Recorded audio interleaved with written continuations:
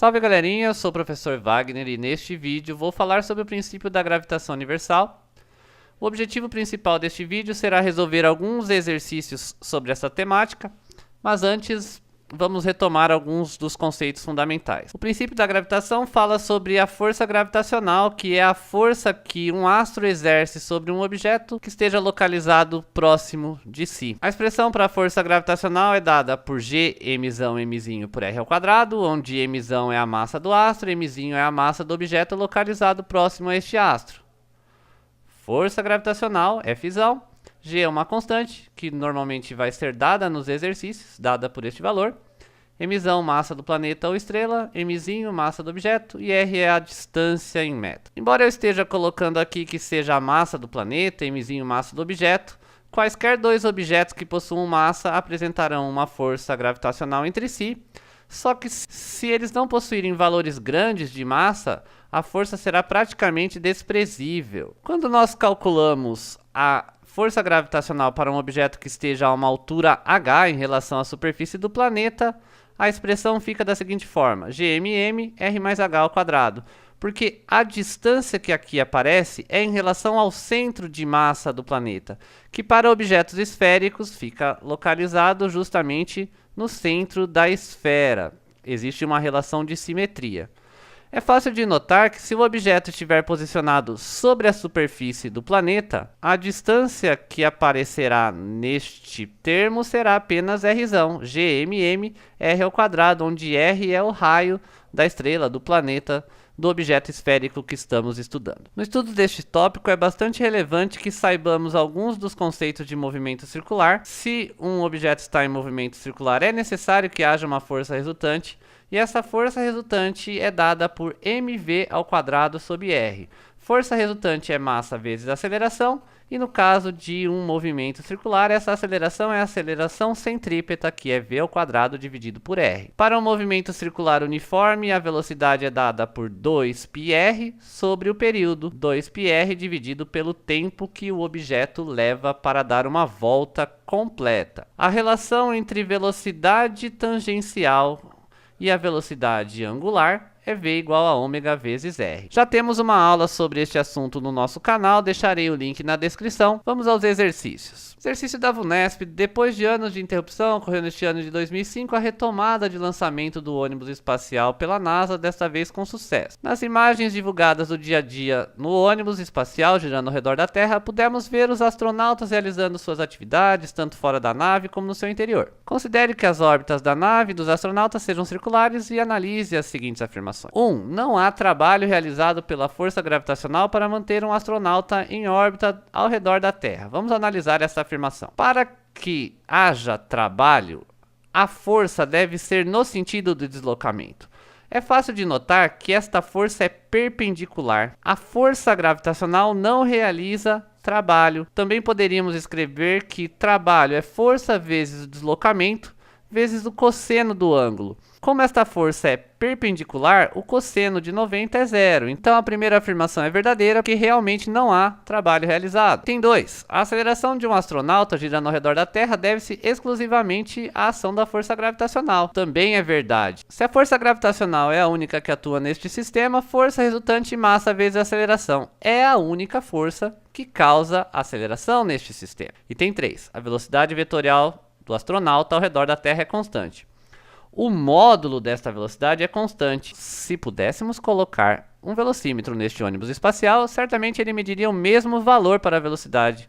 No entanto, em posições diferentes, nós notamos esta velocidade, que neste ponto é horizontal para a esquerda, neste ponto é vertical para baixo, horizontal para a direita, vertical para cima. Portanto, embora o módulo da velocidade seja constante, a velocidade vetorial não é constante. Apenas estão corretos itens 1 e 2. Vamos ao próximo exemplo. Um satélite brasileiro é lançado ao espaço de tal forma que entra em órbita circular em torno da linha do equador terrestre. Considerando que a única força que age no satélite é a força gravitacional terrestre, devido à lei da gravitação universal, a relação entre a velocidade angular do satélite ômega e sua distância r ao centro da Terra sabemos que a força resultante é massa vezes a aceleração e que a aceleração centrípeta em um movimento circular é v ao quadrado dividido por r. Sabemos que a única força que atua neste movimento é a força gravitacional terrestre, G, Mzão, Mzinho, sobre R ao quadrado, a lei da gravitação universal de Newton. Temos a massa nos dois termos, esta massa vai acabar se cancelando, dividimos por Mzinho os dois lados da expressão. Também sabemos que V ao quadrado guarda uma relação com ômega ao quadrado. Nossa resposta final não tem a velocidade tangencial. V igual a ômega vezes R. Substituindo estes dados, V ao quadrado, ômega ao quadrado, R ao quadrado. Basta elevar os dois termos desta equação ao quadrado. R ao quadrado é o mesmo que R vezes R, portanto, um dos R's vai cortar com o valor de baixo. Agora, basta rearranjar esta expressão para ficar conveniente. Podemos notar que ômega ao quadrado já está aqui. Nós podemos achar alguma expressão com ômega ao quadrado, mas este Rzinho, que aqui está multiplicando, ele passa dividindo. Chegamos, portanto, à resposta final do problema. O Rzinho, dividindo, acaba ficando Gmzão R ao cubo. Portanto, a alternativa correta é a letra A. Vamos ao próximo problema, que envolve cálculos. E neste tipo de problema, a gente notará que o raciocínio físico do problema é muito mais simples do que a manipulação matemática. Satélites de telecomunicação são, na maioria, geoestacionários, ou seja, uma antena parabólica fixa na Terra o veria parado no céu. Considerando que o período de rotação deste satélite é 24 horas, calcule o valor aproximado de sua distância em relação ao centro da Terra. Dados: massa da Terra, 6 vezes 10 na 24 kg. Aceleração da gravidade, 10 metros por segundo ao quadrado. E a constante da gravitação universal, 6,7 vezes 10 na menos 11, uma unidade de medida. No problema anterior, a gente já sabe que força resultante igual a mv ao quadrado sobre r. A única força que atua no problema é igual a massa vezes a aceleração centrípeta. A massa mzinho tem dos dois lados, podemos cancelar. Podemos cortar r de um dos dois lados, porque r ao quadrado é r vezes r. Obtemos a seguinte expressão: Gm sobre rzinho igual a v ao quadrado. Mas nós não temos o valor da velocidade. Podemos substituir que a velocidade é 2πr sobre t. Substituindo estes dados no problema, note, v ao quadrado é 2πr ao quadrado. 2 ao quadrado é 4, π ao quadrado está aqui, r ao quadrado está aqui. Dividido pelo tempo ao quadrado. A complicação deste exercício está no fato de que hora não é uma unidade de medida do Sistema Internacional. 24 horas deve ser transformada para segundos. 1 hora, 3.600 segundos, 24 horas, 24 vezes 3.600. Substituindo os valores da constante da gravitação universal, fazendo mais uma aproximação. Já que o exercício quer um valor aproximado, eu substituí 6,7 por 6 e a massa da Terra também vale 6, aqui sem nenhuma aproximação. O Rzinho aqui está, é a nossa incógnita do problema. Percebemos que a conta começa a ficar bem grande, mas ainda vai ficar um pouquinho maior. Precisamos isolar o R. Este Rzinho que está dividindo passa para o outro lado multiplicando. 4π ao quadrado que está multiplicando a incógnita passa dividindo. E este valor que está dividindo passa multiplicando, como se fosse uma multiplicação em cruz. Rzinho passou multiplicando, virou r ao cubo. R vezes r ao quadrado, r ao cubo. Todo este termo está agora aqui em cima. 24 ao quadrado, 36 ao quadrado, 36 vezes 36, e 10 ao quadrado, que é 10 elevado à quarta. Vale notar que ao invés de escrever 3.600... deste passo para este, eu escrevi 36 vezes 10 ao quadrado. Note que nossa incógnita está elevada ao cubo. Então, para resolver este termo, teremos que passar uma raiz cúbica. Um exercício de vestibular como este, você não conta com uma calculadora científica na qual bastaria colocar todos estes dados e resolveria em segundos. Aqui eu vou tentar, da maneira mais didática possível, elucidar quais termos aparecem ao cubo. Vamos continuar com as nossas aproximações. Π ao quadrado, nós sabemos que é 3,14 vezes 3,14. Mas vamos considerar neste exercício que π ao quadrado seja apenas 3 vezes 3, que resulta em 9. Então, nós sabemos que 4 vezes 9, que é 4 vezes π ao quadrado, dá 36. Sendo assim, eu posso cortar um destes 36. Vamos para a próxima linha e vamos tentar prestar bastante atenção. 6 vezes 36, 196. Este 6 que estava aqui continua sem multiplicar ninguém. 24 ao quadrado, 576. Multiplicando as potências de 10, devemos manter a base 10 e somar os expoentes. Menos 11 mais 24, resulta em 13, mais 4, 10 elevado a 17. 196 é 6 elevado ao cubo.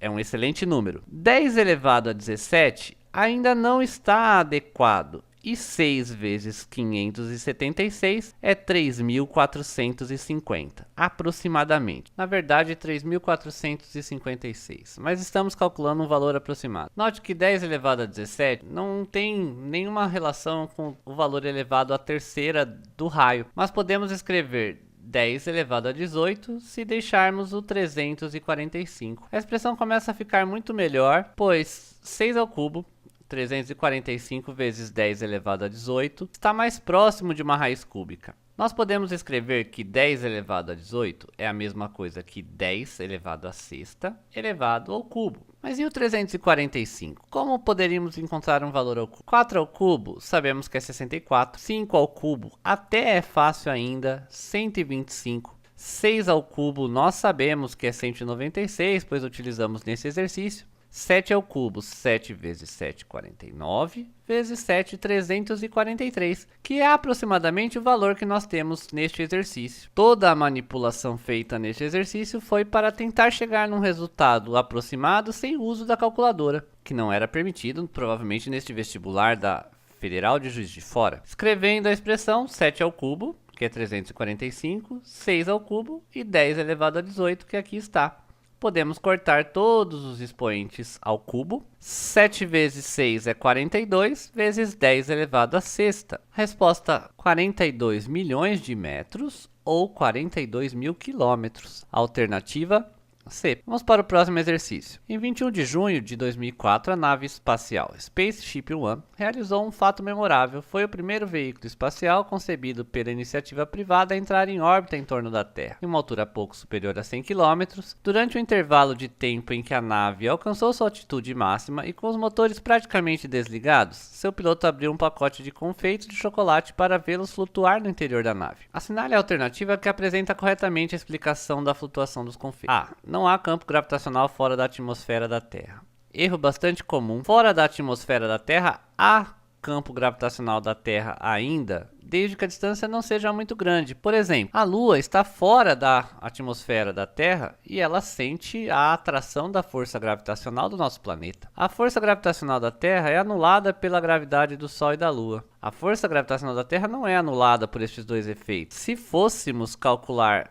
a gravidade do Sol, a gente faria uma soma vetorial. As propriedades especiais do material de que é feita a nave blindam em seu interior o campo gravitacional da Terra. Para blindar o campo gravitacional, seria necessário que esta nave fosse constituída de antimatéria ou alguma coisa que conseguisse de fato anular a gravidade, ou ainda que essa nave conseguisse desentortar, deixar reto a curvatura espaço-tempo, afirmação sem nenhum sentido. Nave e objeto dentro dela estão em queda livre, simulando uma situação de ausência de gravidade. Esta é a alternativa correta. Um objeto que esteja em órbita da Terra, na verdade, está eternamente caindo em direção da Terra. A alternativa correta, a letra D. Próximo exercício. Exercício da FUVEST. Satélite brasileiro cai na Terra após lançamento falhar, veiculada pelo jornal O Estado de São Paulo, de 10/12 de 2013. Relata que o satélite CBERS-3, desenvolvido em parceria entre Brasil e China, foi lançado no espaço a uma altitude de 720 km, menor do que a planejada, e com uma velocidade abaixo da necessária para colocá-lo em órbita em torno da Terra. Para que o satélite pudesse ser colocado em órbita circular na altitude de 720 km, o módulo de sua velocidade com direção tangente à órbita deveria ser de aproximadamente... O FUVEST deu estes dados. Raio da Terra de 6 vezes 10 na terceira quilômetros, Massa da Terra 6 vezes 10 na 24 kg e o valor da constante da gravitação universal. Vamos esquematizar a situação. Satélite, a altura que este satélite está, mais o raio da Terra, será o valor que eu utilizarei para a distância entre o centro de massa e o objeto. Lembre-se que a equação da gravitação universal de Newton inclui a distância do objeto ao centro do planeta, RT mais H. O raio da Terra, 6.000 km. A altura em que este satélite estará, 720 km em relação à superfície da Terra. Um erro bastante comum é utilizar apenas estes 720 km para o cálculo da força gravitacional. 6.000 mais 720 é igual a 6.700. Ah, professor, onde está este 20? Por que não está o 20 neste cálculo? Constante da gravitação universal, 6,7. Este número não é aleatório. De fato, nós temos 6.720 km e sabemos que quilômetro é 10 elevado à terceira. Mas é muito melhor trabalhar com este valor, 6,7 vezes 10 elevado à sexta, pois nós queremos um valor aproximado. Trabalhar com todos os valores significativos, geraria bastante problema no cálculo. Nos exercícios anteriores, nós já utilizamos que força resultante igual a massa vezes a aceleração. A força resultante, quando se deve apenas à força gravitacional, gmm sobre r ao quadrado. A massa vezes a aceleração centrípeta corresponde a este termo. Nós temos r nos dois lados da equação. R vezes r, aqui é r ao quadrado, então um dos r's pode cortar. A incógnita do nosso problema é a velocidade. Basta resolver esta raiz de gm sobre r, onde r é o raio da Terra mais a altura em que o planeta está. Note que o problema vai ficar bem simples. 6,7 vezes 10 na menos 11 é a constante da gravitação universal, m é a massa da Terra, e 6,7 vezes 10 na sexta é a distância entre o satélite e o centro da Terra, que nós calculamos neste item. 6,7 com 6,7 cancela, bastando agora apenas resolver o que sobrou com estas potências de 10 e este número 6. Temos uma multiplicação de potência de 10, em que mantemos a base e somamos expoentes, menos 11 mais 24, dividido por 10 na sexta. Então, nós subtraímos este expoente. Menos 11 mais 24 igual a 13. Menos 6 igual a 7. V igual a 6 vezes 10 elevado à sétima. Mais fácil extrair a raiz quadrada de um número que esteja elevado a um expoente par, 10 elevado à sexta. Portanto, basta escrever 60 vezes 10 elevado a 6. Raiz de 10 elevado a 6, 10 na terceira. 10 na terceira vezes 10 na terceira, mantém a base, somos expoentes. De fato, a raiz de 10 na sexta é 10 elevado à terceira. Mas você pode se perguntar, professor, como eu vou saber calcular a raiz de 60? Não é uma raiz exata. A ideia é a seguinte: entre quais números com raiz exata está o 60? 7 vezes 7, 49. 8 vezes 8, 64. Então, 60 está entre 49 e 64. Então, a sua raiz está entre 7 e 8. Estando mais próximo do 8, está mais perto da raiz de 64. Este valor é aproximadamente 7,7.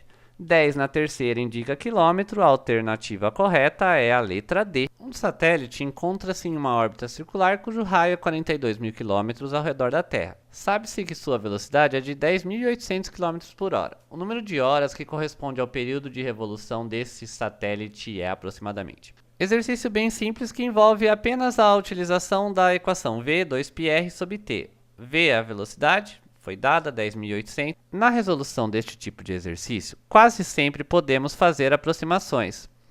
E ainda, 10.800 está em quilômetros por hora. O raio está em quilômetros. E o exercício quer a resposta em horas. Não é necessário fazer nenhuma transformação. Substituindo os valores na equação. 10.800 é a velocidade. 2 vezes o π, que eu estou considerando novamente 3. E o raio 42.000 quilômetros. Todas as unidades estão coerentes, quilômetro por hora, raio em quilômetro, o tempo será encontrado em horas. T está dividindo, passa multiplicando, 10.800 que estará multiplicando o t passa dividindo. 252.000 dividido por 10.800 resulta em 23,3 horas, que é aproximadamente 24 horas. Se fizéssemos estes mesmos cálculos em metros por segundo, nós encontraríamos a resposta com grau maior de precisão. Mas isso resultaria em cálculos bem maiores. Precisaríamos converter 10.800 para metros por segundo, quilômetros para metros, que lhe daria 42 milhões de metros, e encontraríamos primeiro o período em segundos e depois é que teríamos que fazer uma regrinha de 3 para obter o tempo em horas.